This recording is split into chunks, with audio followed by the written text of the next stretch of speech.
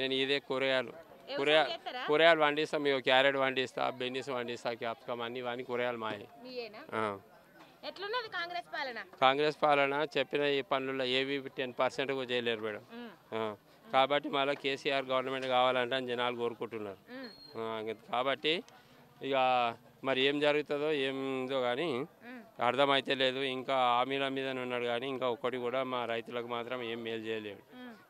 Gas అన్నాడు, ఏంటంటే ఆయన పెట్టిన ప్రవేశాలు ఏవి కూడా ఒకటి సక్సెస్ కాలేదు మేడం. రైతు బంధు రాలేదు, ఒకటిసారి కూడా రాలేదు. ఇంకా అప్పుడు ఆసరా అయింది. అప్పుడు ఎందుకంటే మేము టైంకు ప్రతి సంవత్సరం జూన్ మంత్లో నవంబర్ మంత్లో ఇస్తుండే 2 సార్లు కేసీఆర్. ఇప్పుడు నేను వచ్చిన నుంచి 15,000 అన్నాడు కానీ 15,000 లేదు, 15 రూపాయలు లేవు, ఏం లేవు. మా సొంత పెట్టుబడులతో మేము వ్యవసాయం చేసుకుంటున్నాం. కాబట్టి మాకు చాలా కష్టంగా ఉన్నది. ఇప్పుడు అవుతుండే మేడం, చాలా అవుతుండే. రైతు బంద్ చేస్తారా? కొత్త గవర్నమెంట్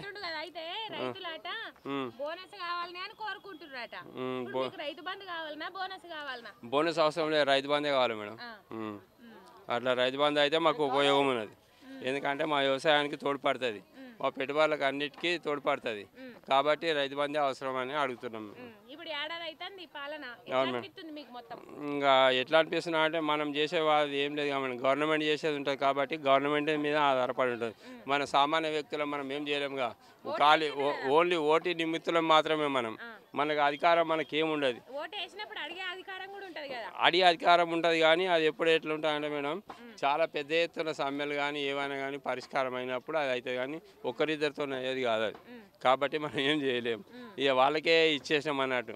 మొత్తం అడ్మినిస్ట్రేషన్ వాళ్ళ చేతులు ఉన్నది కాబట్టి అధికారం వాళ్ళ ఉన్నది కాబట్టి ఏం చేసినా కానీ రేవంత్ రెడ్డికి ఏం చెప్తాం మేడం, ఆయన ఏది కూడా మనకు చేస్తలేడు. కాబట్టి నేరుగా అయినా కానీ అని ప్రభుత్వం మేము ఎక్కడ మీటింగ్లో అయినా కానీ ఎక్కడైనా కానీ ఆయన నేరుగా ఆయనతో చెప్పించినా కానీ మేము అదే మాట చెప్తాం. ఎందుకంటే పాలన మాత్రం నచ్చట్లేదు, నీ చెప్పిన ప్రగల్భాలన్నీ ఎక్కడ పోయినాయో ఒక్క మాట కూడా నికరంగా లేదు అని చెప్తాం మేడం. ఎందుకంటే ఇక ఆయన సంపాదించుకుంటున్నాడో ఏం చేస్తున్నాడో ఏందో కానీ ఎవరైనా వాళ్ళకు అవకాశం దొరికినప్పుడు ఎవరైనా సంపాదించుకొని ఆలోచిస్తారు కానీ జనాల గురించి ఎవరు ఆలోచించారు. అది ఇంకా మేడం మాకైతే రైతులకు పెట్టుబడి సాయం అయితే ఏమంతా లేదు. సంవత్సరం నుంచి కష్టంతో మేము పంటలు పండించుకుంటున్నాం. ప్రతిదీ కొనేది మందులు, మసాలాలు, ఫర్టిలైజర్స్ అన్ని రేట్లు ఉన్నాయి కానీ మాకు మా సొంత డబ్బులతోనే మా కుటుంబాలను పోషించుకుంటా మా వ్యవసాయానికి పెట్టుబడి పెట్టుకుంటా ఇవన్నిటికీ చేసుకోవాలంటే మాకు జర కష్టంగా ఉన్నది మేడం. మీ గవర్నమెంట్ రైతు బంధు చేస్తే తప్పకుండా ఆసరా అయితే మేము మాకు 25% మాకు అండగా ఉన్నాడు కేసీఆర్ గవర్నమెంట్. ఇప్పుడు ఈయన 5,000 కూడా 7,000 చేస్తా అన్నాడు. అది చెప్పినంత వరకే ఉన్నది కానీ ఇప్పుడు చేయడం మాత్రం ఏమీ లేదు మేడం. మాకు అందేది ఏం లేదు. ఓన్లీ ప్రభుత్వంలో దక్కేది ఏమున్నా అంటే ఒకటి లేడీస్కి మాత్రం బస్సు ఫ్రీ పెట్టిండు. ఇది ఒక్కటి నిజంగా మొత్తం వాళ్ళ లేడీస్కి మాత్రమే ఉపయోగం ఉన్నాయి కానీ మాకైతే ఏం బస్సులలో పోదామంటే కూడా టికెట్ కొనుక్కున్నాక కూడా ఇలా వాడి పోవాలి. మేము వాళ్ళేమో సిటీలో కూర్చుంటారు, ఇంట్లో సీట్లోకి వెళ్ళి వాళ్ళే ఉంటారు, ముందర సీట్లకి వెళ్ళి ఉంటారు. అంటే లేడీస్ మాకు తాకినా వాళ్ళకు టచ్ అయినా మమ్మల్ని మోపిలాడవా మిమ్మల్ని చూడవా అంటారు. మాకే ఉల్టా అంటారు. మేము టికెట్ తీసుకోవాలి, మాటలు పడాలి, వాళ్ళకేమో సీట్లు ఇవ్వాలి, మేమేమో డబ్బులు పెట్టి సీట్ కొనుక్కోవాలి. ఇలా పడిపోవాలి మేము మా స్టేజ్ వచ్చిన దాకా అంతే. కాబట్టి ఇక మరి మీ న్యూస్ వాళ్ళు కానీ ఎవరైనా కానీ ఏమేమి చేస్తారో ఆయనకి మీరే చెప్పాలి మేడం. వికారాబాద్ మేడం. వ్యవసాయం చేస్తున్నాం. రైతు బంధు లేదు, కాంగ్రెస్ పాలన లేని బాధ ఉన్నది. కాంగ్రెస్ పాలన ఏం చేస్తున్నాం అంతా బాధ 5 ద్వారా వచ్చిన సందిగా ఏది లేదు. రుణమాఫీ అన్నాడు, సగానికి చేసిండు. 40% చేస్తే 60% అట్టే ఉన్నది. రైతు బంధు అన్నాడు, రైతు బంధు ఇప్పుడు ఇస్తుండే ఆయన 10,000 అయినా కానీ ఈయన అది లేదు ఇది లేదు అది లేదు.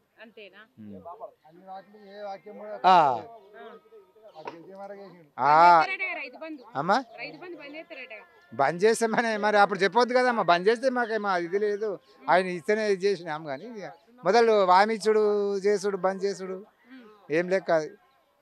ఆయనకేది అవుతుంది అది మంచి ఇది అయిన లెక్కలు కావు కానీ మొత్తం ఏమి ఇది లేదు. అయినది మంచిగా నడకాలి. మల్కాపూర్. ఎట్లున్నది కాంగ్రెస్ పాలన? ఓ బాగా ధూమ్ధామ్ ఉంది అనుకో. ధూమ్ధామ్ ఉన్న ఎండు అది ఒకటి ఫుల్ ఉంది అనుకో, మంచిగానే ఉంది. ఏం పాలన ఉంది ఏమో మాకు అర్థమవుతలేదు. అది ఉన్న కరెంట్ టైం కరెక్ట్ వస్తలేదు, అది అయితే లేదు, ఇది అయితే లేదు, ఇబ్బంది ఉంది మాకైతే. రైతు బంధు పడ్డదా? పర్లేదు, రైతు బంధు అయితే పర్లేదు. ఇక ఆసరా ఎందుకు కాలేదు, మాకు పెట్టుబడి వెళ్ళు 10,000 ఎకరకు 5,000 అయినా 2 ఎకరాలకు 10,000 వచ్చు పెట్టుబడి వెళ్తుండే. ఆసరా లేదు, ఏం లేదు. ఇప్పుడు ఈ కాంగ్రెస్ వచ్చి నుంచి రైతు బంధు అయితే పోయింది. ఇక ఇంకేముంది, కొన్ని బ్యాంకులు మాపి అన్నాడు, బ్యాంకులు కొన్ని మాఫ్ చేసి కొన్ని చేయలేదు, అంతే. 25,000 లేవు, ఏవి ఇయ్యలేదు అక్క, ఏవి ఇయ్యలే. గ్యాస్ అన్నాడు, గ్యాస్ లేదు, ఏది లేదు, ఏది మొత్తం మీద గ్యాస్లో వస్తలేవు, ఏం వస్తలేవు, మాకు ఏది వస్తలేవు. ఇక అప్పుడే మంచిగా ఉండే మాకైతే, ఇక వేరే వాళ్ళకి ఎట్లుండే కానీ మాకైతే అప్పుడే మంచిగా ఉండే.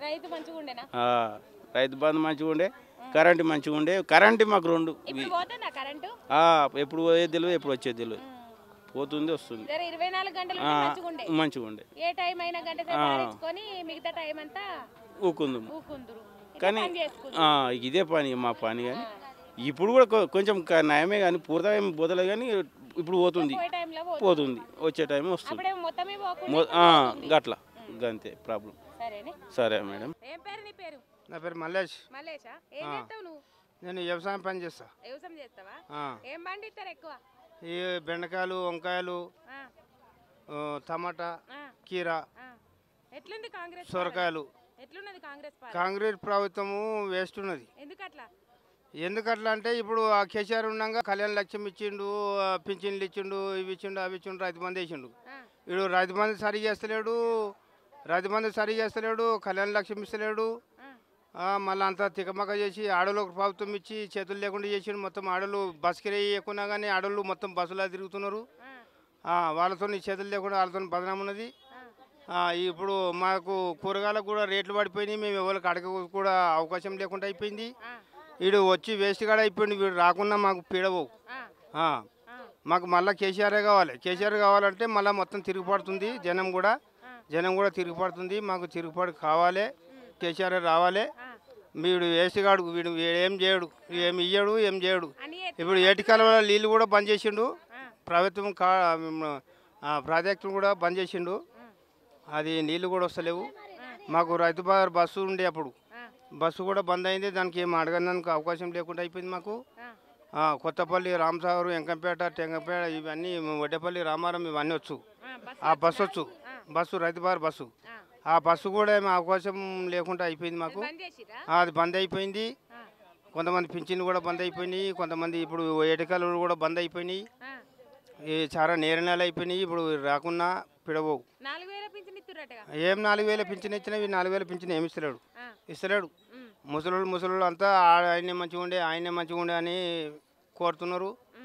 అవన్నీ కోరినా కానీ ఇప్పుడు వీడు ఏమి ఇస్తలేడు. కోరుకుంటా ఈయన ఏడుస్తురు కానీ ఇచ్చినోళ్ళు లేడు, పిచ్చినోళ్ళు లేడు. సగం దొంగలు 30,000. ఇప్పుడు ఇచ్చేది ఉంటే సరిగా పింఛన్లు ఇవ్వాలి, ఏటికలలో ఇల్లు ఇప్పాలి, మాకు రైతు బస్సు వేయాలి. అట్లా అయితేనే ఏమైనా కరెక్ట్ అవుతుంది. రైతు బంధు ఏమొస్తుంది, 5 ఎకరాల మించికి ఇచ్చినోడికి ఏమి ఇస్తలేడు, 5 ఎకరాల లోపలకి ఇస్తున్నాడు. ఎప్పుడు ఇస్తున్నాడు ఆయనకు, అవి ఇస్తున్నాడు ఎప్పుడు ఇస్తున్నాడు ఆయనకి, ఆదికొచ్చినకి వేస్తున్నాడు. కొంతమంది జనాలు మస్తు మంది ఆగమవుతారు, మస్తు మంది కూడా ఈ ప్రభుత్వం ఏందో కానీ ఇది అది అని కూడా మస్తు మంది ఏడుస్తున్నారు. ఇప్పుడు పేదవాడు బతకాలంటే బతికే విషయం లేనప్పుడు మాకు కంపల్సరీ రైతు బస్సు వేస్తేనే మాకు ఏమన్నా అది అవుతుంది. రైతులకు న్యాయం చేయాలి, కూరగాయలు రేట్లు పెంచాలి. ఏదైనా పాస్పేట్ కానీ ఊరియా కానీ దానికి ఏమైనా రేట్లు ఏమైనా ఉంటే కొంచెం 10 రూపాయలు డిఫరెంట్ చేస్తేనే ఇది ఏమైనా బాగుపడుతుంది. లేకపోతే మళ్ళీ అంతా ఉల్టనే అవుతుంది, ఉల్టా అయిపోతుంది. ఓకే.